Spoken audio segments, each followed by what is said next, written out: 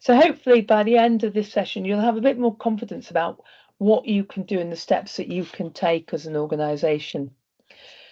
I'm going to talk about the three themes, first of all, and just give a bit of background. And then I'm going to talk about what you can do in terms of readiness, preparation, protection, and then go into some of the resources that are available. And we also have an extra resource online with us today because we have Zoe, who's from the flooding team. So she'll have any particular guidance and advice if you do want that as well. Okay, so let's look at the three themes in particular. So utility disruption, this includes everything like electricity, water, gas, and also mobile networks, telephones, broadband.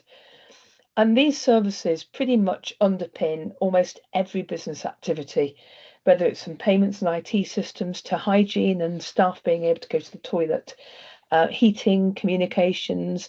And you just have to look at what's happened with some recent incidents around the country, like the flooding, leaping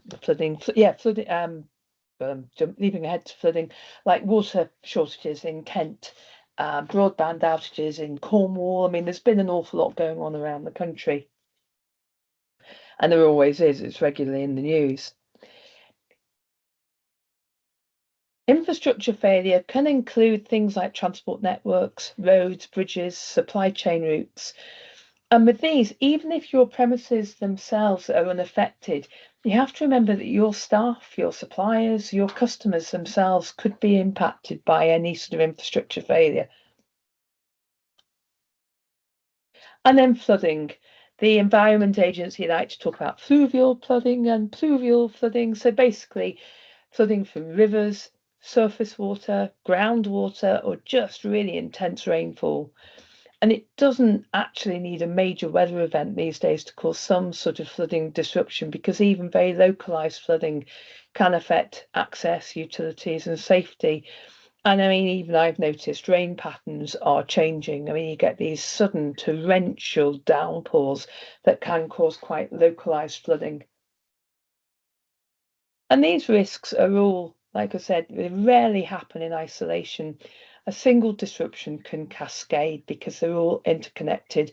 So power loss can affect broadband, flooding can affect transport, infrastructure failure affects supply chains. So understanding these interdependencies is key to resilience. I mean, I know from where I live, I mean, I'm halfway up a hill, so I don't get affected by flooding, except I have been because of the water coming down the mountain and then pouring in through the back door. But equally, we've had flooding at the bottom of the hill, which filled the gas main, so we were without gas. So all these things can have an impact on the other. And what makes these risks more likely now? Well, obviously, there's big discussions about climate change. I mean, it says there aging infrastructure. I'm not even sure it's aging. I mean, today I've been coming up from London, and you cannot maintain connectivity on the train going from London to Chesterfield. Equally, you can't maintain phone connectivity on the M1. I mean, it's ridiculous.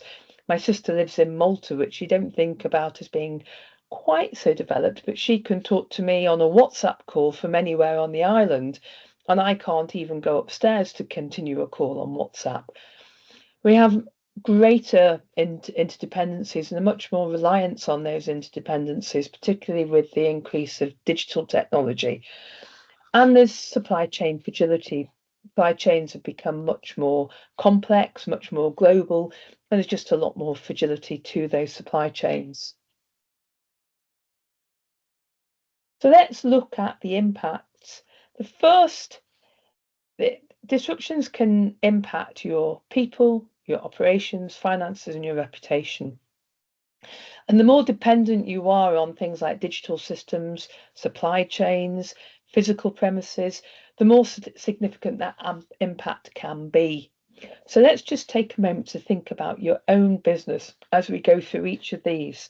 So initially, which of these four areas do you think would hit you hardest? So I'm not asking you to share that at the moment, just think about it. But would people, operations, finance, or reputation actually hit your business hardest? So if we think now about the people impacts, So, for example, your staff might be unable to travel. They could lose access to systems or face health and safety risks. Clear communication and simple fallback arrangements can make a huge difference. But it's actually the area that I think surprises people most. So people will think, for example, about flooding and they'll think about their own premises. But if you have staff coming from a wide geographical area, you might not even realize it's raining in some places. So you have to think about your team and who would struggle most if they couldn't get in or if they couldn't access your systems. So give yourself a few seconds to think about your staff and think about impacts on your staff. How many have caring responsibilities? So if the school is closed, they can't get in, or if they've got elderly relations that they need to look after, can't get in. So just think about your staff and your staff requirements. The next bit is operations. So how do you actually do the business? So operations can be disrupted when key activities rely on utilities or infrastructure. So have a think about what absolutely must continue and what is needed for that to continue. So loss of power, the laptop might work for a couple of hours, but it won't last indefinitely. You might not be able to process payments. It might not be able to do production, put the lights on to open your shop, whatever you need. Loss of power can underpin everything. Loss of water, there's hygiene issues, there's a shutdown of catering, of healthcare, of food production. Loss of water can massively impact a business. And it's one of those areas it's actually really difficult to switch. You can't just turn to a backup supply. Broadband outage could be critical. No cloud systems, no remote work, no ability to do that remote work, no ability to maintain customer services.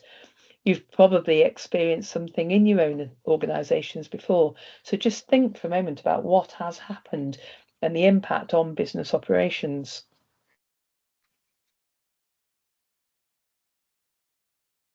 The next impact is financial. So if your business cannot run, then it could lead to lost revenue, increased costs and delays. Even short outages can have a massive financial impact, especially for customer-facing businesses. I mean, I know from myself, the impact of COVID was massive, absolutely decimated our savings because we lost revenue. We didn't thankfully have contractual issues to worry about, but just the income was loss of income was huge. And then the other significant impact that businesses will experience is reputational. Customers expect reliability, and how you communicate and how you respond during a disruption can really strengthen or damage trust. It's shaped by how you communicate during a disruption. Just think about the last time that you were a customer and something went wrong. What made the difference? Does sitting on the phone waiting 45 minutes to get through to BT or whichever provider really improve your mood? Does it really improve your trust and faith in that business? And of course, these days you've got massive social media amplification of anything going wrong. So just take a moment to think about the potential reputational impacts for your business. So feel free to chip in now. What sort of disruption do you think would affect your business the most? You don't have to contribute, but if you'd like to, you're welcome to.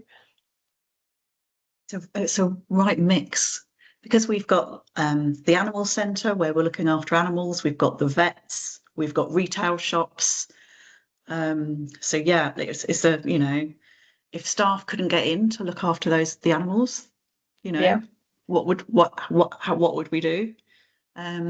Obviously, a lot of our work revolves around taking payments from people, whether that's in the shops, the vets, the animal care centre. So yeah, it's a real mix of all of those things would affect us. Yeah, and if you can't keep the animals warm, presumably. Yeah, or cold. Yeah. Ours would be power. we're a manufacturing business, so we're totally reliant on power to do anything. So that would be our biggest impact. Yeah. Okay. So let's move forward and think about preparedness. And preparation doesn't actually need to be really complicated. I mean, the Business Continuity Institute has a good practice guide for business continuity, and it's about, I can't remember how many pages, but it's a tome. If you've got insomnia, it's probably worth reading, but it doesn't need to be that complicated. There's some small and simple steps can significantly improve your business. So I think the first thing we'll talk about is actually understanding your business. And then we'll look at some of the strategies and solutions that you can implement. And finally, we'll touch on the business continuity plan. So for understanding your business, the first bit is by understanding what absolutely must continue for your business to function, your critical activities, and they will guide for your planning. They'll guide what you need to do. Now, people tend to focus on the doing, the making, the selling, the whatever it is that is the main interaction with the client. So, for example, for Simon, he probably focuses on what they make. For Rachel, it'll be the animals, and people focus on that key activity as being the critical activity. But if I give you some examples, so for example, our very first client, so this will be 18 years ago, they made pipes. These are big pipes that go under roads, massive pipes, some of them great reels of pipe, but they're basically the pipes that go under the motorway and things like that. And they were massively focused on making pipes. And they had extruders, so big machines that melted the plastic and pushed the plastic into pipe shapes. And they had backup where it was sensible to have backup. So they had duplicate machines where it was sensible to have duplicate machines. But when we spoke to them, they actually had 6 weeks of worth of pipes sat on an airfield a few miles down the road.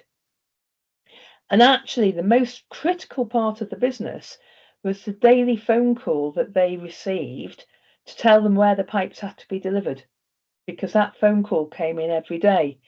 So that's what I mean when I say businesses are focused on the doing. They were very, very focused on making pipes, and they weren't focused on what is actually the most critical activity if we look at everything we do.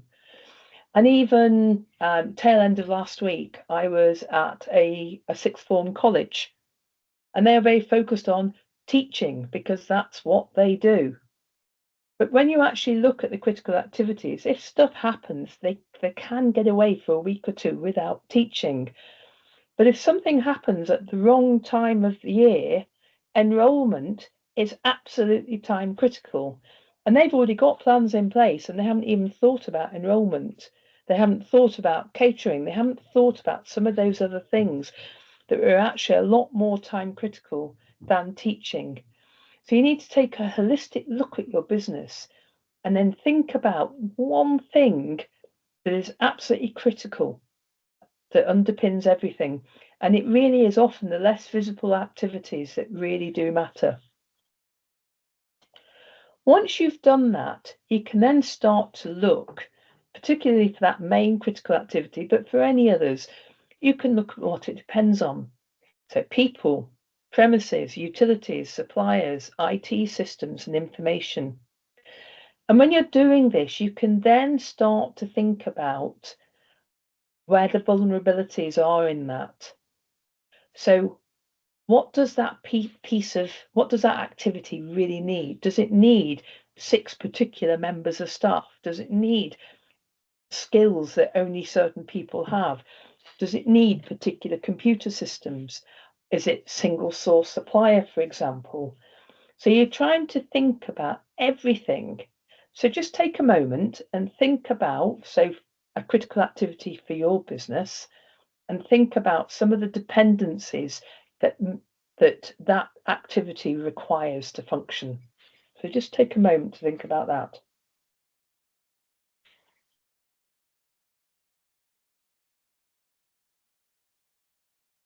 So once you've identified that, as I said, you can start to look at any vulnerabilities. I call them SPOFs, so single points of failure. And it's really common. Normally it's people. There's guaranteed, and when I go to see different businesses, different organizations, there will be single points of failure in the staffing. It might be because there's one person who knows how everything works. It might be because there's only one person who has the key. It might be you. You might be that single point of failure. And you need to understand where those single points of failure are so that you can then implement backups to that. Now, obviously, things like, as I mentioned earlier, things like water sources, there's not a lot that you can actually do for water. Power is an interesting one. So we did work with a client who was able to quantify the cost of what would be lost in their manufacturing process if power went down while they were manufacturing, because it was a time critical process. So therefore they could actually work out whether it was worth the investment for a generator, so they could have a backup generator. UPS, uninterrupted power supplies for IT systems are not expensive these days. There's other vulnerabilities. There might be outdated kit. There might be reliance on one supplier. Now, part of this might be because there's only one supplier being approved. So I sometimes work in the pharmaceutical industry, and getting multiple suppliers approved is a massively expensive process. So therefore, if you have a reliance on one supplier, do you maintain more kit so it's less of a just-in-time delivery? So you need to think about some of these vulnerabilities.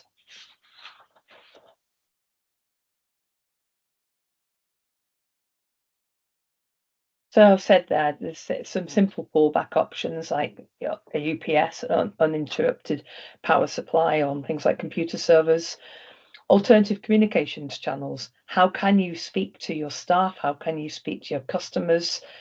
Have you got the ability to do this quickly and easily? Are there manual workarounds? So if you normally do things on the computer, is there a way of doing things manually? Is there a way of taking payments differently to just swiping the plastic card? Are there secondary suppliers? And then things like flood protection measures, for example. Now, some of these do not need to be expensive, but they need to be thought through. And by prioritizing your critical activities, you can then prioritize those preparation techniques that you can apply. Having looked at your critical activities, and I looked at some of the vulnerabilities, you can then start to develop a business continuity plan. And the business continuity plan will help you to coordinate your response.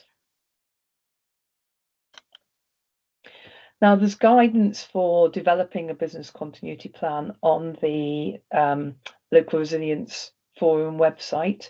So we've created a number of small videos that can help you in the steps to develop that plan. And the template is also there so that you can develop a simple plan for your business. Your plan should also include things like emergency contact lists. Now, I'm not a proponent of having huge long lists of every supplier and every member of staff because A, you have to keep that list up to date. It's another administrative job. But B, most people have more up-to-date details in their phone.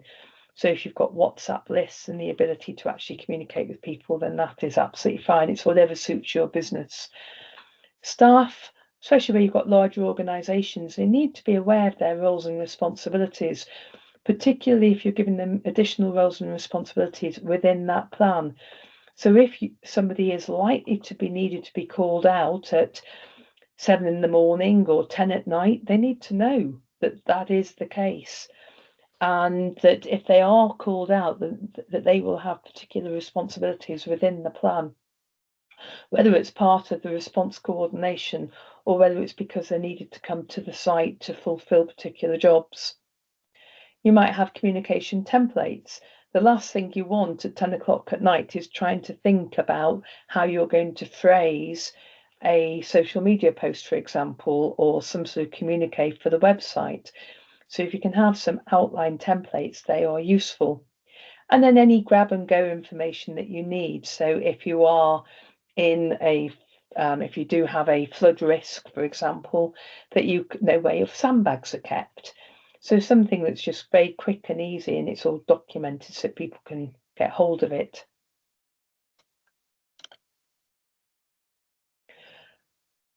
So when a disruption does occur, a structured response will help you stay calm and effective. The key thing will always be safety first. Keeping your staff safe, keeping your customers safe, keeping contractors safe, keeping animals safe. That will be the key thing. You need to be able to assess the situation.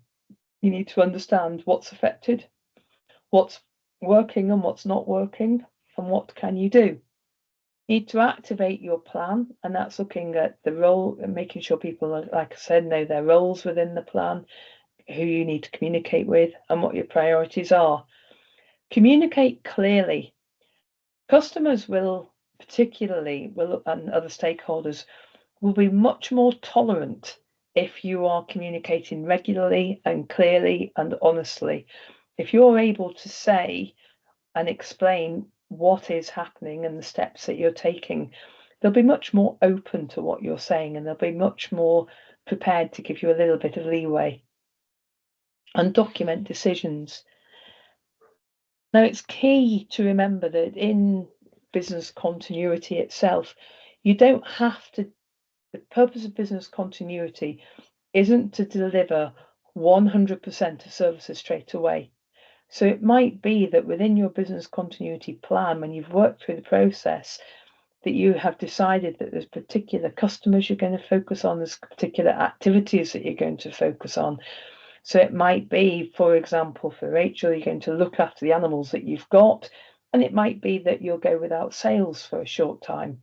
It might be that you'll focus on some aspects of manufacturing, but not others. And the business continuity, the next phase, the recovery, we'll be looking at how you're restoring those critical activities, how you're working with suppliers and insurers, and how you're delivering the things that are key to your business, to the survival of your business. You'll need to be able to work with insurers, particularly, so take photographs as you go along. Particularly if it's an area-wide incident, you'd be amazed how few loss adjusters there are in the country, and loss adjusters won't be able to get to you quickly, so take photographs. Work with your suppliers. After the incident, debrief and capture lessons. I mean, people talk about lessons learned. Lessons aren't learned until you've actually identified them, you've worked through a process, and you've actually been able to implement any changes. I'm going to cough, excuse me. Sorry. And then you might need to update any plans and training. I've gone through this far too quickly, haven't I? Oh well, I'll be able to take lots of questions. There's so many resources and tools that are out there to help you. So, for example, I've mentioned the LRF website already. The LRF website has a whole range of videos on risks to the area, to Leicestershire, Leicester and Rutland. It has steps for how to develop a business continuity plan, and it's also got links to all the partner organisations. The Environment Agency have a range of flood tools out there. You can look at a map and see what your flood risk is. The Met Office have all sorts of warning services. Utility providers have priority service registers. Now, these may not be relevant to you yourself, but they might be relevant to your staff because they're there to assist and to prioritise recovery of services to people with vulnerabilities. For example, if they're retired, if they've got very young children in the house, if they've got disabilities. Local authorities have a statutory duty to advise on business continuity, and they will have a range of resources there to help, and also various warning and support services. Central government have some guidance tools out there. There's professional bodies like the BCI if you want some quite wordy documents on how to do it from a sort of theoretical perspective, possibly. There's business networks. I mean, I used to be in the Federation of Small Businesses, and they certainly had tools there, chambers of commerce. So there's all sorts of things available through business networks. There's sector-specific guidance. So the FCA for the finance industry have loads. So, I mean, there is a wealth of guidance. And then if you still decide that you're still a bit stuck, there's obviously service providers like consultancies who can help and guide and advise. So I think I've rattled through that far too fast. The key lessons are that disruptions are increasing, that they are interconnected, but small, simple steps can really help you to dramatically improve your resilience. And you don't need to do everything at once. Just start somewhere. And I would say start with looking at what are those critical activities. There we go. I look at your critical activities, map out your dependencies, and just, set yourself a goal of choosing one improvement to make this month. Small steps can help to build strong resilience. So I'm going to take questions. I've got plenty of time, so you can pick my brain about anything and everything to do with business continuity and emergency planning and things related to that. And if you've got any particular questions about flooding, Zoe is there. For me, because we have got different distinct areas of our business, so the animal centre, we've got the main offices, we've got the vet suite, and we've got our retail stores around the region. Would you do that all in one great big plan? How would you normally do that? Right, it depends on the site. Sorry, I don't even know your organisation. So it's RSPCA Woodside. Oh, right. So each branch is its own independent charity, so we have to do everything for ourselves. So it's just understanding whether is this one, would it be one document, or would I be better splitting it out? I am a strong believer in keeping things simple. The more documents you have, the more you've got to keep updated, or the more someone has to keep updated. And if you are applying a template to each organisation, to each little shop or whatever to do, you have to trust that they are doing it and that they have the same understanding of the terminology that you have. And it's just, so I would normally, the smaller number of plans, the better. But then if you have to have annexes that apply to the different types of business, then you have those annexes. Yeah. And then if you can cull it down to sort of like a one-pager for remote sites where there's just a handful of people working, then I would do that. Keeping it simple is absolutely key. I've worked as an auditor, and there's nothing more scary than going to an organisation that has multiple documents, because you know full well that are not going to be up to date, they're not going to be maintained, and they're not going to have the right control over it. So keeping it simple is, absolutely key. That works for me. Thank you. Yeah. Have you got any questions, Simon?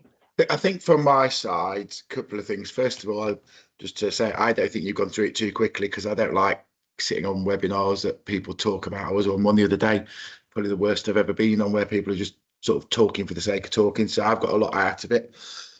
Excuse me, I've got a cough as well. I've got a lot out of it from what you've said there, and making me think.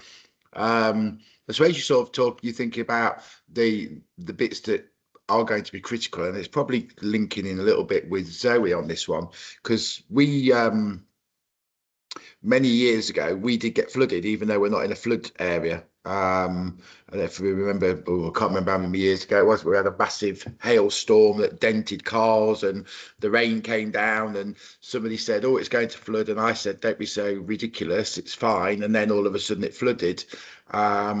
So I'm guessing, I suppose, first of all, I'm looking for, is there any comment or advice, or is it just one of those things that in terms of something like that, there are certain things that you can potentially plan for, but you can't stop.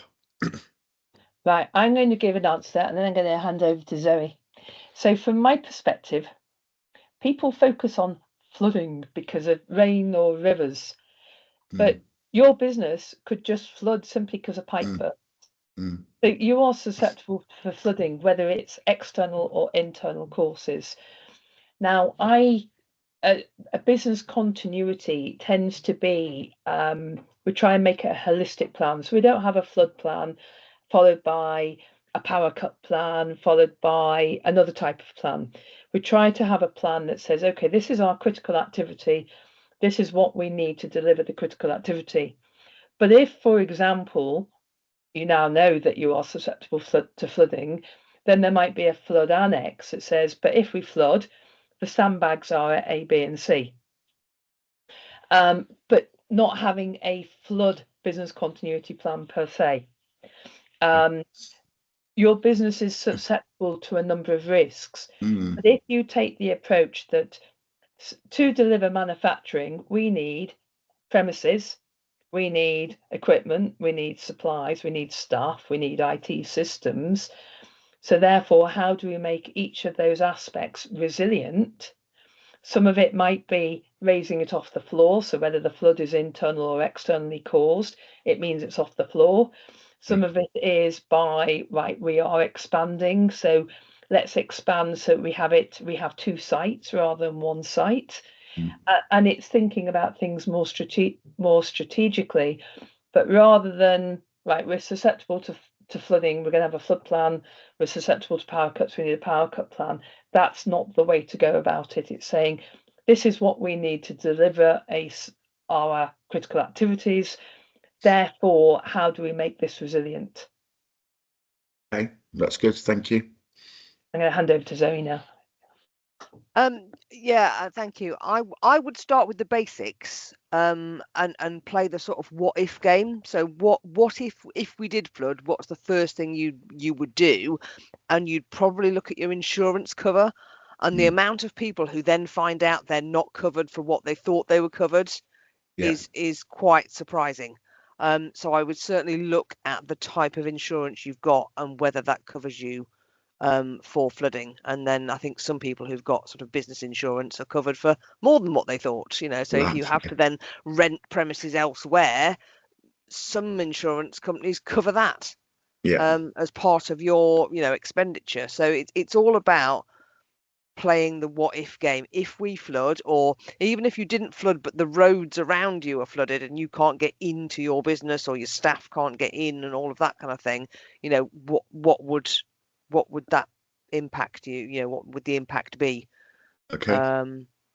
So that would be the basics that I would start with. In terms of your actual property resilience, you can look at really sort of basic stuff like one-way air bricks, all of that kind of thing. So, you know, a lot of older buildings, the air bricks are very low to the ground. And you look at everything else apart from the air bricks, and then all of a sudden a flood comes and everything else is fine, but it all actually comes in through the air bricks. And it's like Helen was saying, that single point of failure where we were all planned apart from the air bricks and we didn't even, you know, give that a thought. And then you've got things like, you know, how low to the ground are your electricity sockets at the moment? You know, is that going to trip all the electrics out if you do get a little bit of water in?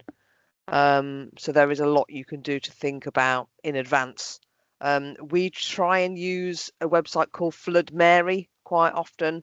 She is a lady who lives in Worcestershire near the River Severn, and she's been flooded about 7 or 8 times so far. And as a householder, she found it really tough to find out all the information that she needed in one place. So she set herself up as a bit of an expert and put all this information together in one place. So if you literally just Google Flood Mary, you know, she recommends all sorts of things. We at the moment do an initiative for homeowners, which are flood sacks, which are an alternative to sandbags. So they're gel-filled sacks, so that when they become wet, they then expand hugely. And apparently they can stay in place for about 3 months. So if you were particularly at risk of flooding, you could look into purchasing those items and sort of leave them in place until the issue's passed. Right. So there's a lot of things that you can look at that at first sight aren't that obvious, but the more you sort of go down the rabbit hole of looking at what can I do, there is quite a lot out there. Okay, wonderful. Thank you, Zoe. The other thing, I'm going to stop sharing this one. Stop sharing. Stop presenting. The Environment Agency does have really, really detailed maps. Now, I don't know where you are precisely. So I think this is roughly just Melton Mowbray. There's Leicester. Yeah. And I don't know if you've seen these maps, but these give really, really detailed sort of road by road. So this one's for surface water. So you've got a high chance, medium chance, and low chance. I don't know if you've actually looked or if you've seen these maps. I can put this link into the chat. That'd be helpful. Thank you. Because I think people often put in the postcode and they get the sort of broad, your area's got these risks, but they don't realise that these very detailed maps are available. And that would give you a better idea as to what's going on in the background. I mean, you can see there's it right down to sort of individual houses. Yeah. Yeah, the other thing we recommend as well is signing up for Met Office weather warnings and flood warnings. That's just the basic stuff, so that if you have a river gauge nearby, you'll get an alert to your phone. If that's a concern for you. So yeah, there's lots of things you can do, and there's lots of things that we, like Helen said on our Local Resilience Forum website about what we would recommend. So hopefully that's given you a few ideas. But if you've got any specific queries, feel free to drop an email to, I'll put that in the chat as well. It's flooding@leics.gov.uk, and that's our floods inbox. Thank you. And you said you had a couple of questions. Was there anything else, Simon? No, that was it. Thank you. Brilliant. Okay. Right. Well, I don't know if either of you have managed to look at the website yet, but there's obviously lots of guidance in the website. I'm going to, so it means you'll be able to get an early dinner. I'm going to sign off. I'm just checking what my final slide said to see if there's anything superbly pithy there. No, I think it just said over to you. So I don't know if you're joining us next week as well for talk about health, but thank you for joining today. I'll make it to that session, but you'll send the slides out anyway, won't you? It'll be on the website. It'll be recorded. Yeah. Okay. Yeah. Marvelous. So no, it's all been really useful, and it is building up in my mind. So yeah, it will make it easier to approach it when I get there. So thank you. No worries. Thank you very much for your time, and yeah, good luck. All Thank right. you. Thanks a lot. Thank Take you. care. Bye. Bye. Bye. Thank you. Bye bye.